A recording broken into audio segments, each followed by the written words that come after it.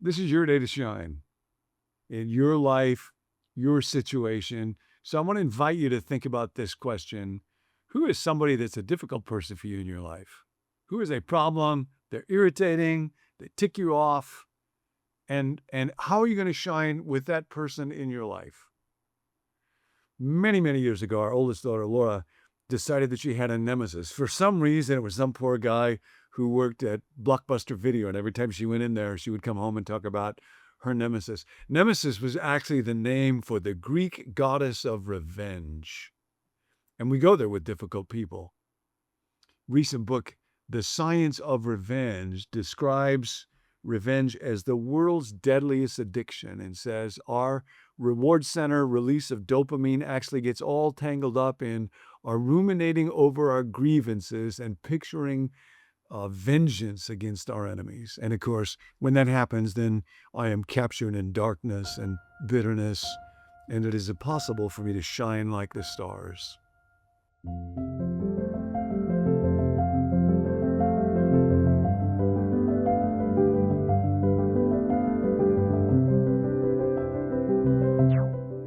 There is a little question. It takes 1 second to answer it. And for somebody 2,000 years ago, and for me in my own life, it consistently brings a completely different, much larger perspective for dealing with problem folks. And so we'll get to that as we go through what Paul writes. Talking to the church at Philippi in the first chapter, he's been telling them that they know bad things have been happening in his life. He says, you might be discouraged by that. You think it's getting in the way of what God wants to do or how he might use me, but actually quite the opposite. Whatever circumstances go on, God is prepared and able to use them. And then Paul goes on. It is true that some preach Christ out of envy and rivalry, but others out of goodwill. The latter do so out of love, knowing that I'm put here for the defense of the gospel. The former preach Christ out of selfish ambition, not sincerely, supposing they can stir up trouble for me while I'm in chains. But what does it matter? The important thing is that in every way, whether from false motives or true, Christ is preached, and because of this, I rejoice.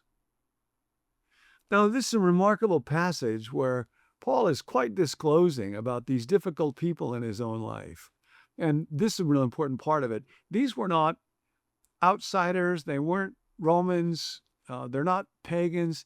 They are his brothers and sisters in Christ. These are people in the Christian community that are supposed to be preaching God that are causing him all this trouble. And he's very raw in his description of that. We might wonder, why does something so raw get clearance to be in the Bible? Is what Jerry Hawthorne writes in his commentary. Why Paul felt it necessary to disclose to the Philippians the weaknesses of some of these brothers who are with him in Caesarea is a mystery. Was it simply because he could not contain his own vexation at this personal attack? Was his spirit fretful as he wrote? Is this just a man who is unable to curb his agitated mind? And then Jerry goes on to say, perhaps so. And there's something wonderful about that thought. He says Paul was as subject to the full range of human emotions as all of us are. And maybe this is just Paul leaking, and God decides to let it stand so that the Philippians and you and I would know, yep, we're all human, all in the same boat.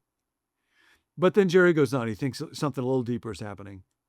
It's more likely, Paul writes about these people who had wrong motives, to make clear that such people do exist even within the Christian community.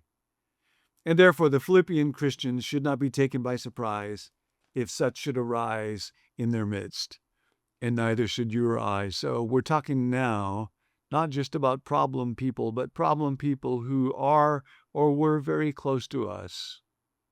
The deepest kinds of problem get into issues of betrayal. One of the Psalms I have read over and over the past 5 years or so is Psalm 55, and there's a couple of verses, I think 12 and 13. If a foe was insulting me, I could endure it. If an enemy were to rise up against me, I could hide. But it is you, my companion, my close friend, with whom I enjoyed sweet fellowship, but it is you. And that's where there's deep pain. Think of Jesus' statement to when he's in the garden and then he sees Judas, friend, whatever you have to do, it's you. It's you. And if you've experienced that, it's real deep, but you're not alone. And that's what's going on with Paul. And he wants to make something real clear. So I want to show a little bit about the kind of rhetoric that Paul uses here. There's a certain rhetorical method that can be used. It was admired a lot in the ancient world, and it's called chiasmus. It's from the Greek letter chi, which is shaped like an X. And it's when you're talking about two different words or phrases, and you use an ABBA structure. First you talk about A, then B, and then you talk about B and then A. So if you were going to draw it out,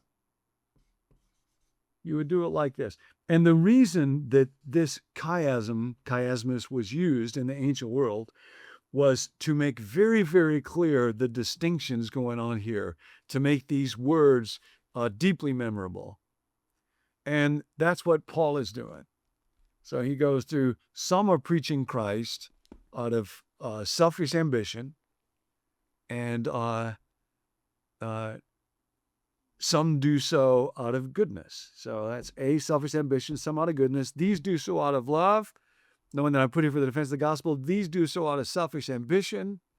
And then he goes on, the important thing is to say whether from false motives or from true motives. So it's actually double chiasmic structure, because he wants to make it really clear there are these categories. It is possible to do even noble things like preaching the gospel from good motives or bad motives.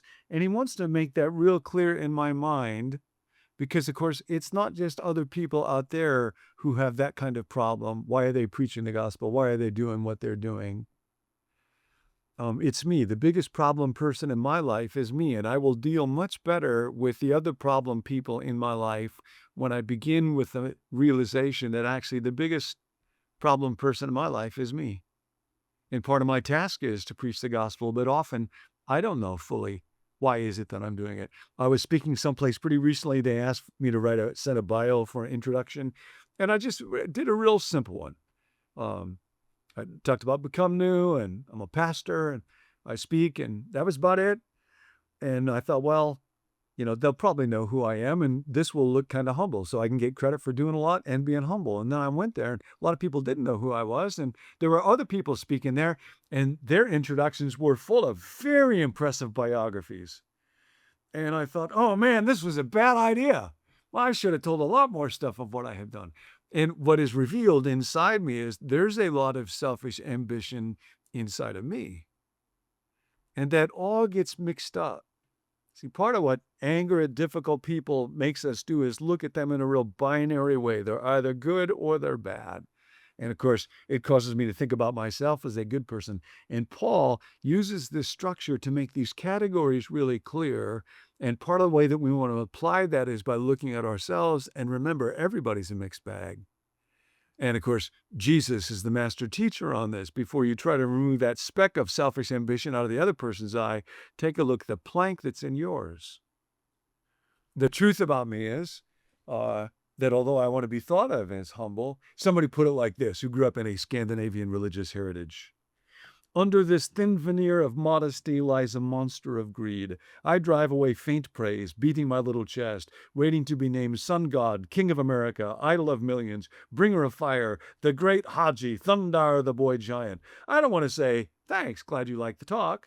I want to say, rise, my people, remove your faces from the carpet, stand, look me in the face. Well, I have that inside of me. I have problem people in my life, but the biggest problem person in my life is me.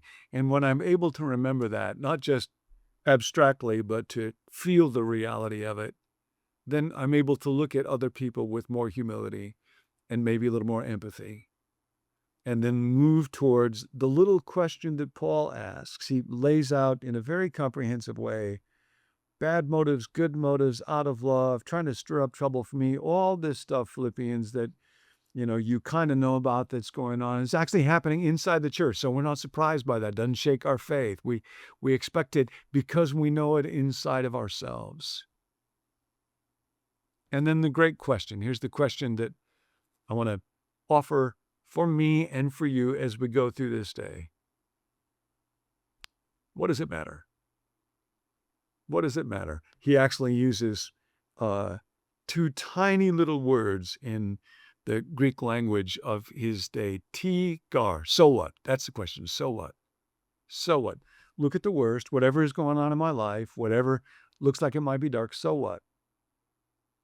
I think if you've ever seen the movie about the movie, It's a Wonderful Life, where Jimmy Stewart is full of anger and self-pity and might be going to prison because money has been lost. And then an angel intervenes and he sees the meaning of his life. He sees the larger picture. He sees the transcendent reality, the power of heaven that loves him and uses him.